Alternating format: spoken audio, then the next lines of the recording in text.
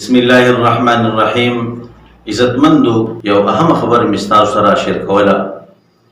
هغه دا چې زمونږ یو ملګری دی او هغه په پیښور کې حاجی کیم هډه کې دغلته په یو ډیوټي باندې دی.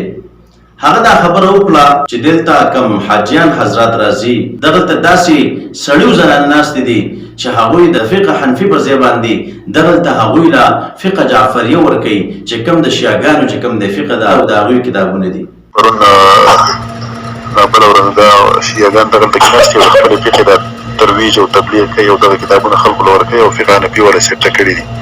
نو ما خو مولانا ابوبکر صاحب ته هم میسیج وکړو خو هغې اوس پورې لا دغه نه دی کتلی. د سنیټر صاحب هلته کې ځي راځي دغه اوده مشرانو ته او دغه اوده خلکو ته چې تاسو ته پته نشته دی، تاسو ځان نه خبروئ. دغلته حاجیانو ته هغه کتابونه ورکولی کېږي، هغوی ته هغه مسایل بیانولی شي چې کوم د اهل سنت والجماعت او د سنیانو نه دي بلکې هغه د شیعاګانو دي. نو لږ ځان د دې نه چې کوم دی خبر کوي، ځکه زموږ او د شیعاګانو ډېر اختلافات دي. په عقایدو کې اختلافات شته دی، دغه رنګې چې کوم دی په مسایلو کې اختلافات شته دی. او بیا دا د دیوبندیو د بریلي اختلاف نه دی بلکې شیعه سني دا ډېر غټ اختلاف دی.